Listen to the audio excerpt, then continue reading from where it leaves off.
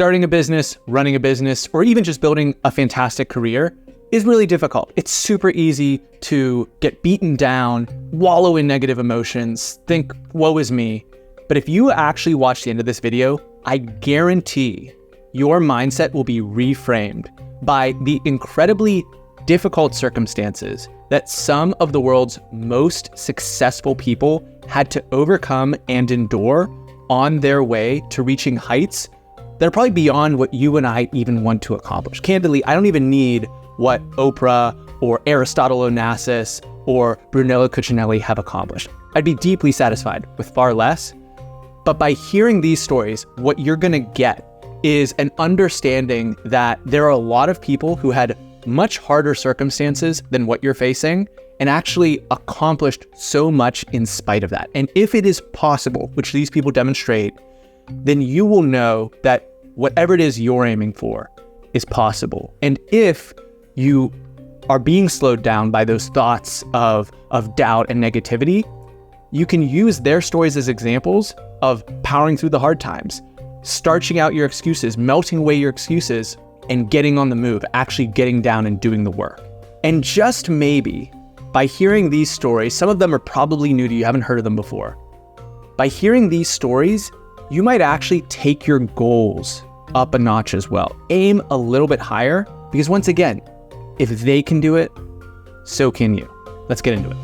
So let's start with Coco Chanel. You've probably heard of Chanel No. 5, but you might not know about her origin story as an entrepreneur. She was born to a peasant and a street vendor. Her mom died when she was 12, and she was sent to an orphanage. We don't know exactly how bad that experience was, because as an adult, when she was asked about it, she would tell stories that were demonstrably false. They could go back and find details of her story that could not possibly be true with physical evidence. You don't know for sure, but if you think about the late 1800s orphanages, that wasn't the place you wanted to be. And so I have to imagine that she went through some really difficult things there as an orphan, losing her mom. In spite of all that, she was released from the orphanage and sent to a Catholic convent. And yet, within 1 decade, she had her own store where she was selling apparel and different fashion items, and eventually developed her own perfume.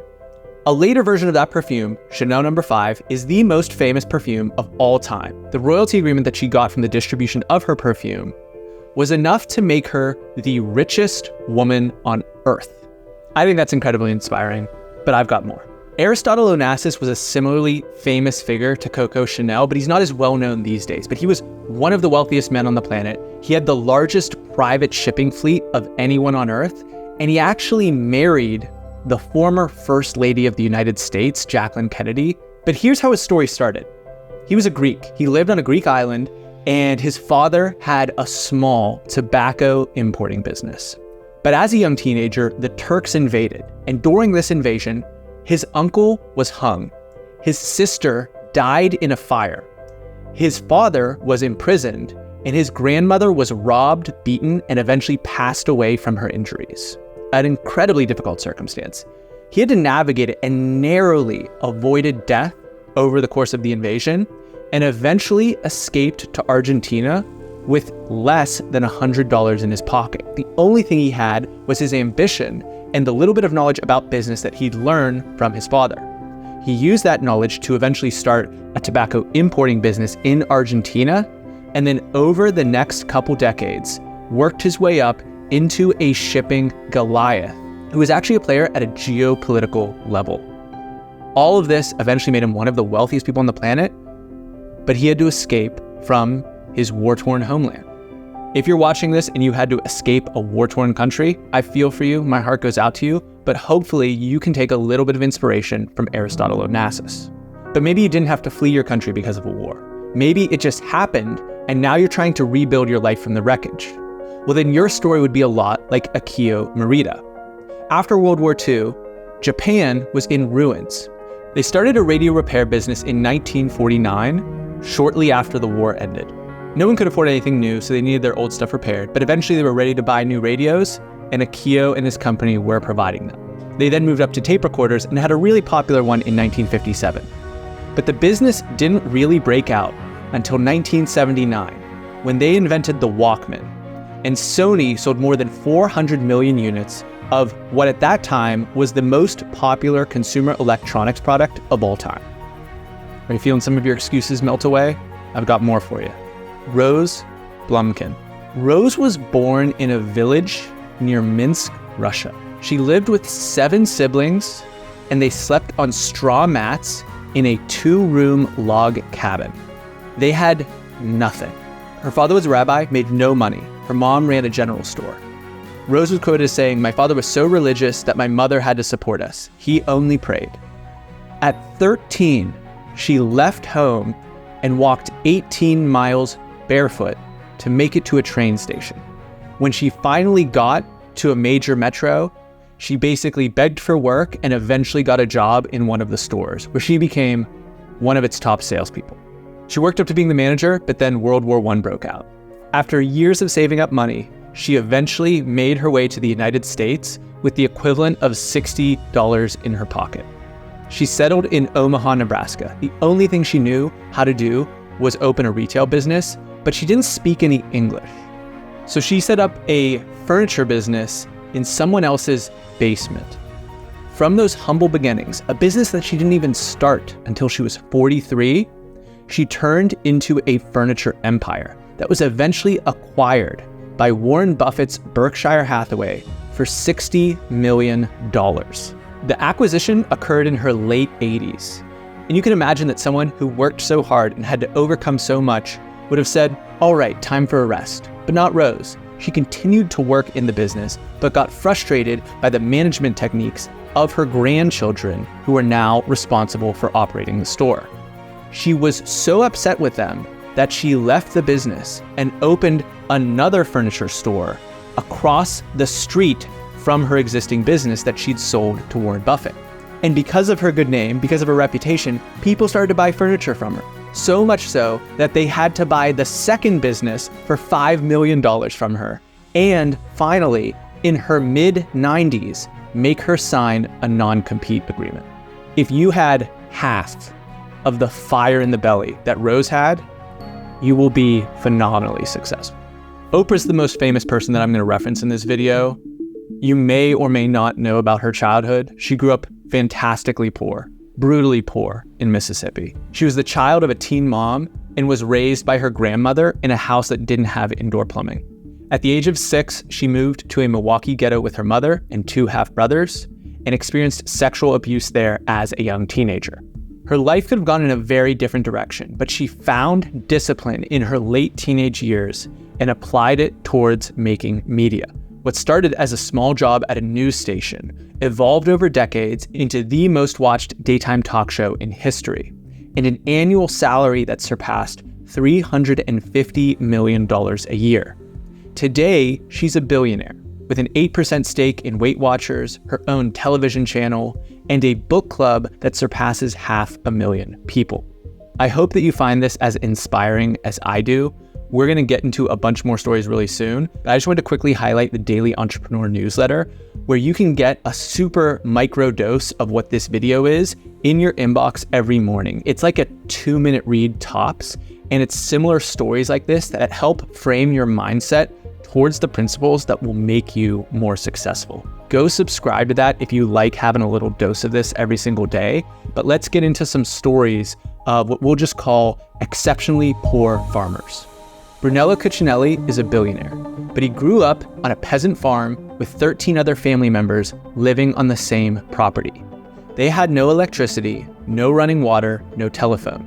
He was sent to a school that his parents were embarrassed to show up at because of their lack of sophistication, their poor, tattered clothing, and their insecurity about their own communication skills. From those humble beginnings, he began producing dyed cashmere sweaters at a premium price point from the Italian countryside. Today, he runs a multi-billion-dollar empire with his family and has bucked every trend that you would have about what a billionaire's lifestyle looks like. Louis Vuitton is a famous name, but you may not know that he also grew up poor on a farm without running water. He had no formal education, worked all day on the farm, didn't even go to school. Louis's mom died when he was 10, and he ran away from home when he was 13. But by 1851, he was the designated box maker for the Empress of France, which is basically like the person that both created and packed the luggage for royalty. So he had made it. But then in his 40s, the Franco-Prussian War breaks out, and his entire business is burnt to the ground. So he had to once again rise from the ashes, and that business is the Louis Vuitton that you're familiar with. We could go around to the other side of the globe and consider the story of Chung Ju-young. Chung ran away from home 4 times before he actually successfully escaped. Imagine that scenario. Once again, on a poor farm, your living conditions are so difficult that you continue to run away. Brought back by family, run away again, and finally on the 4th time, effectively escape and have to learn how to fend for yourself and make your own money. Well, those skills and that dogged persistence allowed him to create Hyundai, which is now one of the 10 largest car companies on the planet. And I want to just make something clear here. Everyone I'm talking about was like a billionaire or this major outlier, 0.001% type of outcome. I recognize that that is relatively improbable, but the reality is that most of us aren't even aiming for something that extraordinary. We'd be happy with, I don't know, 5, 10, $15 million. That would be like 1/100th of what Oprah accomplished. So to reiterate, a lot of these folks are starting in a situation worse than the average person and achieving heights beyond what it is that you're aiming for. If they had to go that whole way and you're just trying to go this way, it's possible. It's completely reasonable. It's not going to be easy, the same way that their path wasn't easy. But you should have belief. You should have confidence that if you set your mind to it, if you're exceptionally focused, if you are patient and bide your time and do the work, a very special outcome can occur. That's exactly what happened to Sam Bronfman. Sam and his family, which included 7 siblings, they were having a lot of kids back then, had to escape Tsarist Russia after the May laws were passed, and basically Jewish property was going to be seized, all sorts of other bad things were going to happen. They escaped to the Canadian frontier in the 1800s. To give you a picture of what that was like, think no roads, bears, lots of mosquitoes, and basically just the great frontier and all its other dangers. When they arrived, it was the spring, the summer, and in addition to having to make money in order to buy goods and support the family, his father also had to build the family home. And they were excited because he managed to get the windows and the doors in before winter came. That was what they were excited about. So you got a roof over your head. You're doing better than Sam Bronfman and his family were when they first made it to the Canadian frontier. The Bronfmans eventually got into the alcohol business, and Sam proved to have the best mind for business, a relentless work ethic, which probably was born from his fear of staying or ever being in poverty again. From those seedlings, he created Seagram's, which at one point was the largest alcohol company in all of North America. The Seagram's estate is so wealthy that they ended up buying oil companies, financing movie studios, and are one of these enormously wealthy families of the new world in North America. But it started getting bit by mosquitoes, escaping Tsarist Russia, and from the absolute humblest of beginnings. The reality is that I could continue making this video for like another 60 minutes, but eventually you get bored, you get the point, and be like, okay, Aaron, shut up, I'm gonna go watch something else. But I just want to hit a couple more really quickly.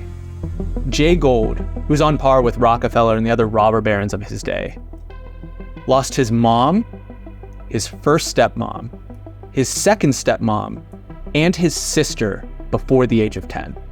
It drove his dad to alcoholism, and it was a brutally terrible scenario that he was basically running from for the rest of his life.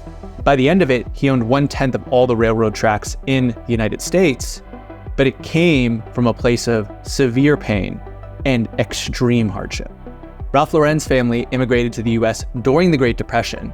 The family lived on $50 to $75 a week. There really wasn't anything left over after housing and food.